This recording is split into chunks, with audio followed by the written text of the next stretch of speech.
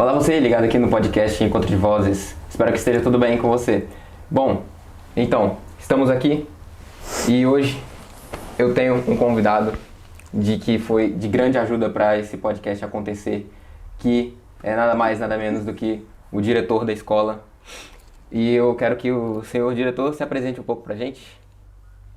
Ok, eu sou Fernando Marques, já estou na direção da escola há uma série de anos e este ano, pela primeira vez, concorri e sou o diretor da escola.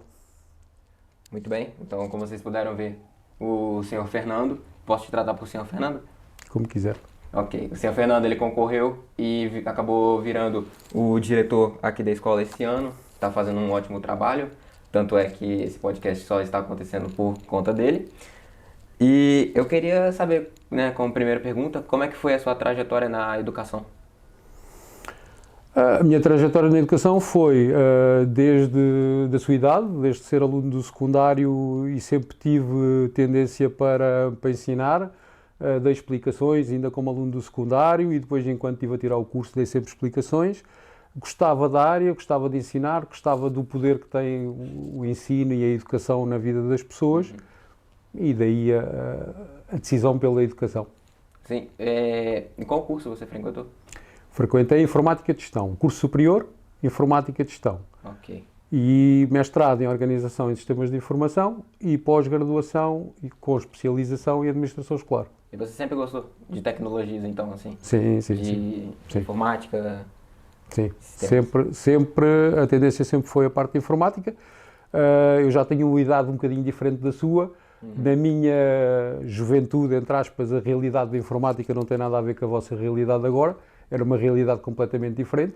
Só para você ter noção, o primeiro ano de faculdade que eu fiz, os computadores que nós tínhamos disponíveis eram os Spectrums, que vocês não sei se conhecem ou não, que era com umas cassetes que tinham que dar entrada. Não. Pois, vocês presentemente no telemóvel têm mais capacidade de armazenamento e de velocidade de processador do que nós na altura tínhamos com os computadores com que trabalhávamos. Por isso é uma realidade completamente diferente, mas sempre foi uma área que me despertou curiosidade. Mas essa área te despertou curiosidade por algum motivo? Ou só, tipo, você viu e falou, eu quero fazer isso? Ou teve alguém que te influenciou, basicamente? Não, ninguém me influenciou, nunca tive ninguém na família enverdou por esta área. Do meu núcleo de amigos mais fechado também ninguém se direcionou para os lados da informática. Foi mesmo um gosto pessoal e algo que experimentei, que gostei e que fui sempre enriquecendo os conhecimentos nessa área. Mas em que momento da sua vida você percebeu isso? Percebi isso não instantaneamente quando terminei o 12º ano, ou seja, quando terminei o 12º ano e realizei as provas para ingressar no ensino universitário, não foi logo a minha decisão inicial a informática, foi posteriormente uma adaptação que fiz ali na parte curricular e então é que entrei no ramo da informática mesmo propriamente. Sim. E depois que você começou a ensinar, quando que você percebeu que você queria, assumir a liderança? Estamos a falar de algo gradual, não houve um momento em que eu tivesse dito assim, agora não quero assumir a liderança e agora quero assumir. Eu vim para esta escola como professor, rapidamente fui convidado para a direção, ou seja, dentro da direção da escola assumi várias posições, comecei como assessor, depois como adjunto, depois vice-presidente, depois subdiretor, onde tive muitos anos como subdiretor na direção da escola, e depois toda esta progressão vai fazendo com que nós vamos cada vez mais encaixando em determinados projetos da escola, vamos apreciando o que fazemos, achamos que somos um contributo válido para a realização desses projetos e a decisão fundamentou-se com um conjunto disto tudo, com o conhecer também bem a escola, conhecer bem, com estes anos todos que tive na direção da escola, nas várias posições que assumi, conhecia bem a realidade da escola, achei que era uma mais-valia e que poderia fazer algo diferente na escola e um bocadinho mais proativo. E teve algum cargo quando você assumiu que foi mais difícil do que o outro? Não foram cargos diferentes, cada qual com a sua responsabilidade e cada qual com as suas tarefas. mas o que é mais diferente e o que é mais exigente é o atual, não é? Como diretor, porque estamos teoricamente responsáveis por a escola toda. E quando falo na escola toda, tenho que falar numa comunidade. A escola são alunos, são pais, são professores, é a comunidade toda em geral.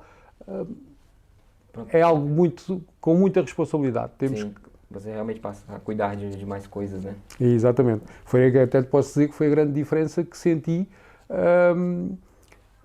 de dar aulas para um cargo de administração escolar. Ou seja, apesar de eu, como já expliquei, nesta fase houve uma fase muito gradual onde eu sempre tive uma componente na direção da escola. Ou seja, nunca passei só de dar aulas para só direção. Houve sempre esta transição gradual.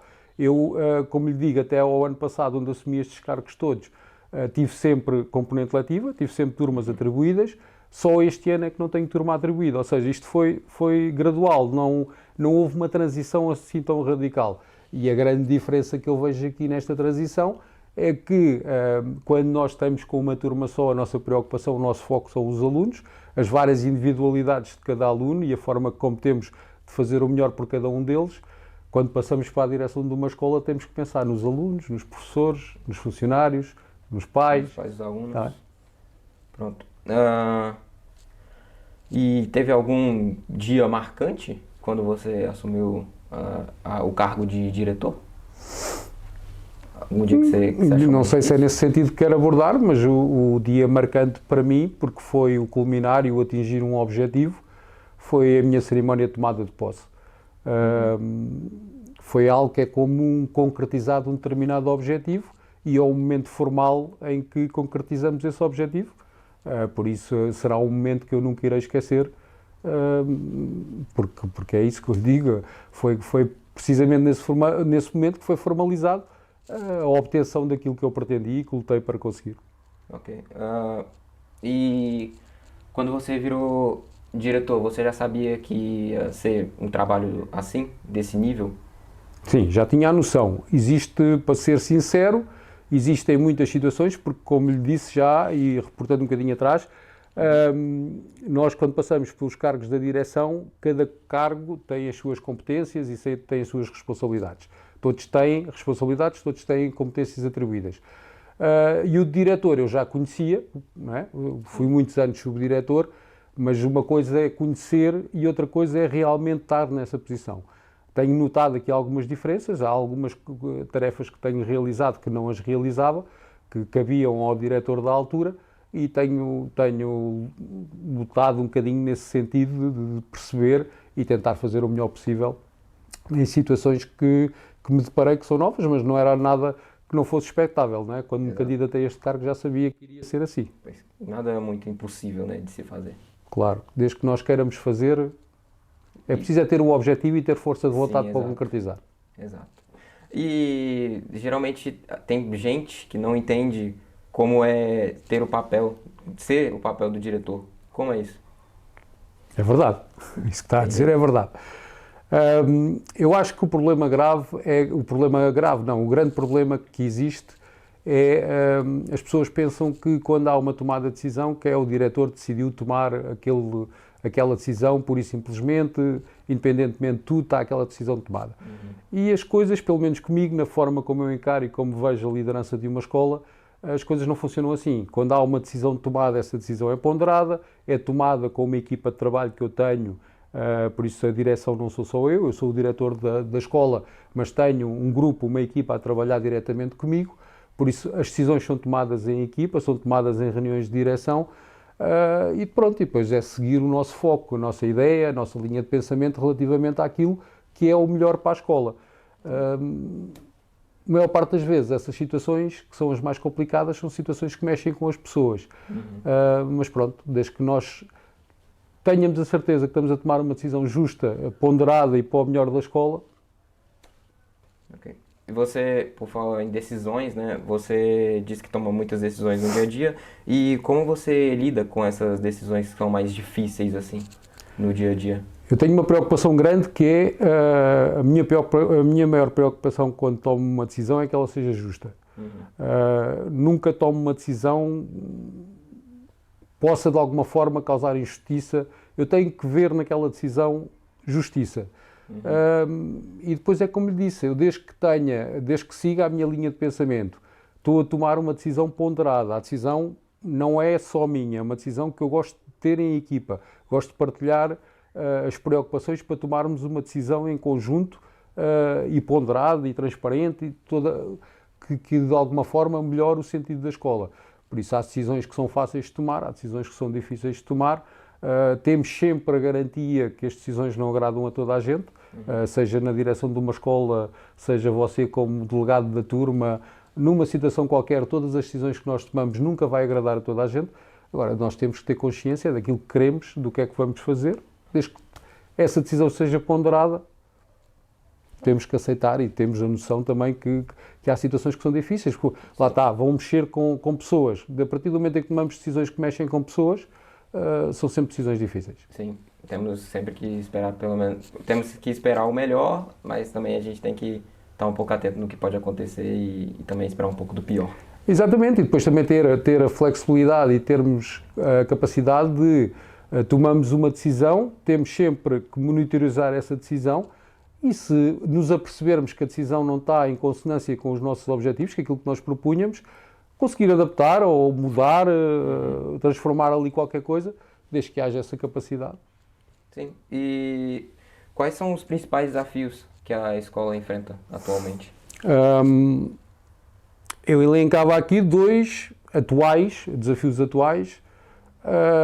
Um deles, a diversidade de alunos, a realidade com que vivemos presentemente, que implica uma série de situações que as escolas têm garantidamente de se adaptar, porque a partir do momento em que temos uma política inclusiva, as escolas têm que estar preparadas para essa política inclusiva e têm que trabalhar essa inclusão garantidamente.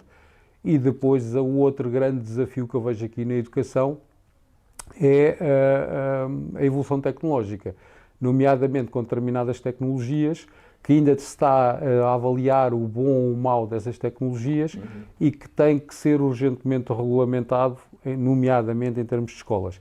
E falo particularmente da inteligência artificial. Sim, que muitos alunos estão também usando a inteligência artificial ao seu favor e sabem utilizar, mas também tem aqueles que dependem dela. E se você entregar um trabalho onde você não pode usar a inteligência artificial, ele já não vai conseguir fazer, porque acaba dependendo dela. Sabe que relativamente e eu sou da área, não é? Relativamente à inteligência artificial, eu não sou contra, nem posso ser contra, nem ninguém pode ser contra. Eu comparo isto um bocadinho há uns anos atrás, vocês já não se depararam com isso, vocês já nasceram nessa realidade, quando apareceu a internet, não é? Nós estávamos numa realidade em que eu quero fazer um determinado trabalho, eu tenho como recurso ou os materiais que tenho em casa, eu tenho que me deslocar a uma biblioteca. De um momento para o outro, o que é que aconteceu? Aconteceu que apareceu a realidade da internet. Havia muitos pensamentos contra, que nós de alguma forma nos podíamos adaptar ou não à nova realidade, ao acesso rápido à informação, os benefícios e os prejuízos que podia trazer relativamente a isso. Mas era incontornável, era uma realidade incontornável, tanto que foi que se implementou. A inteligência artificial é exatamente a mesma situação. Não vale a pena ser contra porque é algo que não vai deixar de aparecer, não é? Temos que saber lidar com ela e acho que o urgente aqui é regulamentá-la, porque, exatamente por isso que estava a dizer, para de alguma forma garantir a forma como se acede, nomeadamente nas escolas, para não causar exatamente essa dependência que você está a dizer, porque senão qualquer dia estamos a formar jovens que qualquer decisão que tomam vão à inteligência artificial perguntar o que é que devem fazer. Exato. Não é? Acabam por não conseguir tomar uma decisão própria deles. Exatamente, é esse desenvolvimento, esse pensamento crítico que havia e que agora tem que conviver e tem que se ajustar esse pensamento crítico com a existência em paralelo da inteligência artificial, mas que vocês têm que continuar a desenvolver esse pensamento crítico. Não é? Imagino um mundo onde você no futuro, qualquer coisa que se vai deparar na sua vida, você antes de tomar a decisão vai perguntar à inteligência artificial. Não é? Não pode. Você É tem complicado. que ter o seu senso crítico, né? Exatamente. Todo mundo tem que ter. E na prática, como que você caracteriza uma liderança escolar eficaz?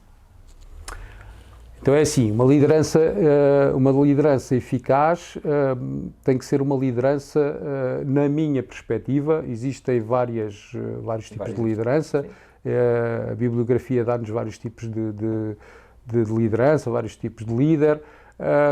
Eu vejo e revejo-me numa liderança colaborativa, numa liderança participada, onde, como lhe disse há bocado, e eu encontro um bocadinho das minhas palavras que falámos há bocado, as pessoas têm que, de alguma forma, partilhar, ser decisões partilhadas, ser decisões ponderadas e, de alguma forma, por isso é que eu dou valor à equipa com que trabalho.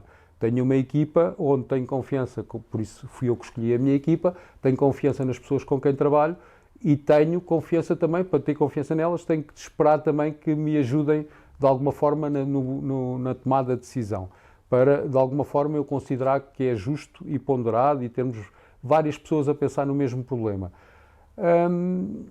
Depois, relativamente à liderança, é algo que seja transparente, algo que, de alguma forma, que é importantíssimo em termos de liderança, eu consegui mobilizar quem estou a liderar, todas as pessoas nesse sentido, trabalharmos todos em conjunto, por isso uma liderança torna-se muito mais fácil se tivermos alunos a colaborar, se tivermos pais a colaborar, se tivermos funcionários a colaborar, se tivermos os professores a colaborar. É uma liderança muito mais fácil do que estarmos praticamente, estamos a remar contra a maré, não vale a pena sozinhos. Temos que ter esta capacidade de mobilizar e levar a bom porto as ideias que pensamos para a escola. Sim. E ao longo da sua experiência como diretor, teve alguma decisão que foi mais desafiadora para você e que você aprendeu algo com ela? Não, a decisão desafiadora foi precisamente o chegar a diretor. Foi uma decisão muito ponderada, foi algo que eu pensei, refleti, sozinho, em conjunto com a família, com um conjunto de colegas aqui na escola, e pronto, e que acho que essa foi a decisão mais difícil, assumir, andar para a frente, decidir que ia concorrer, decidir que ia de alguma forma entrar neste processo. E eu, para entrar neste processo, tinha que ter a garantia que realmente seria uma mais-valia, porque senão não valia a pena, não me candidataria sequer. Acho que foi a decisão mais difícil. Depois, no nosso dia-a-dia de direção, como já falámos aqui, temos várias situações em que temos a noção que estamos a tomar decisões que são complicadas, outras menos complicadas, mas pronto, é aquela decisão do dia-a-dia, voltamos ao mesmo, que eu acredito que desde que siga a minha linha de pensamento, que seja justa, que seja ponderada, é este o caminho que eu pretendo seguir e que a minha equipa em conjunto me acompanha nessas decisões. E hoje em dia você define como um sucesso isso na educação, na parte da educação? Ser diretor da escola. Alcançar um cargo tão alto. Para mim é bom, não é? É bom porque foi algo que eu quis, algo que eu lutei e algo que eu consegui. Por isso, para mim é bom. Em termos de educação, eu espero, aliás, eu tenho definido um plano, um projeto pelo qual concorri e pelo qual fui eleito, que garantidamente tem o sucesso escolar como uma das prioridades, um dos pilares da minha ação.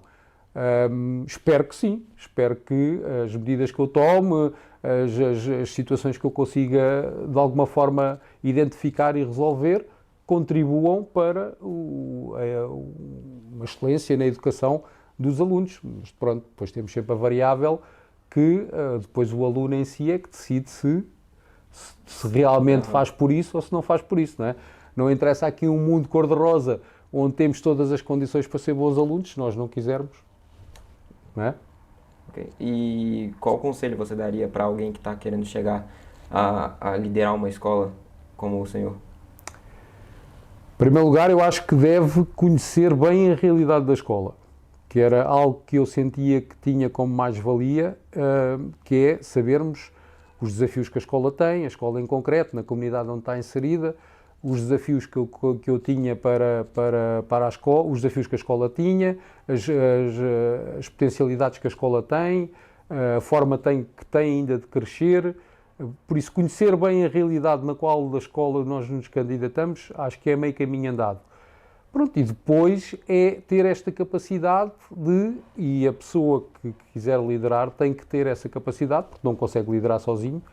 Acho que não daria, não estou a dizer que não consegue, se calhar consegue, mas não, na minha perspectiva não faria uma liderança capaz, eficiente e eficaz. Trabalho. Exatamente. Não, e nem tem a ver com mais trabalho, tem a ver com nós precisamos de uma equipa para trabalhar. A escola é enorme, você tem a noção que a quantidade de alunos que temos, a quantidade de oferta educativa de várias valências que a escola tem que ser bem pensadas as decisões. Por isso, a pessoa tem que ter a capacidade para saber partilhar, para saber ter uma ação colaborativa, quer com a equipa que trabalha, quer com os professores, quer com os funcionários, e ter esta capacidade, também já falámos, de mobilizar as pessoas para trabalhar em prol de um projeto comum, que o diretor em si tem a noção que será o melhor para a realidade da escola onde está a exercer a liderança. Ok. E você gostaria de deixar uma mensagem final para os alunos, para os pais e para os professores? Não é aquela coisa do que é que dizem os seus olhos. Não. Quer dizer, a mensagem que eu deixo é que se trabalharmos todos em conjunto, todos em prol do projeto da escola, garantidamente a escola vai ser um sucesso, vai ser uma referência, quer a nível do distrito, quer a nível nacional, mas para isso é preciso que trabalhemos todos em conjunto, que todos que sigamos o mesmo caminho, e quando falem todos mesmo da comunidade escolar, falem em alunos, falem em funcionários, falem em pais. Ter uma comunicação transparente também, né? Exatamente. Com todos. Nós conseguirmos, de alguma forma, vai um bocadinho ao encontro daquela justiça, daquelas decisões justas que eu lhe falei há bocado, né? À partida, para ser uma decisão justa, tem que ser transparente. Eu, se for confrontado com a decisão que tomei, eu tenho que justificar o porquê de a tomar. E eu, para justificar o porquê de a tomar, tenho que ser transparente. Não pode aí eu englobo tudo nessa tal justiça que eu lhe disse. Tá bem? Para ser justo tem que ser transparente. Não tenho outra forma de ser justo. Então é isso. Eu acho que é isso. Temos tudo então. Pronto. Quero lhe dar os parabéns, desejar um bom trabalho. Obrigado pela iniciativa, obrigado pelo convite. Gostei muito de participar no seu trabalho, no seu podcast. E desejo-lhe as melhores Obrigado. Felicidades. Obrigado. Eu gostaria muito de também parabenizar o seu trabalho e que você continue fazendo uma ótima liderança aqui dentro da escola e que tudo vai dar certo, tudo vai correr certo esse ano e quem sabe nos próximos também. Muito bem. Muito obrigado. Obrigado. Até o próximo episódio, gente. Tchau, tchau.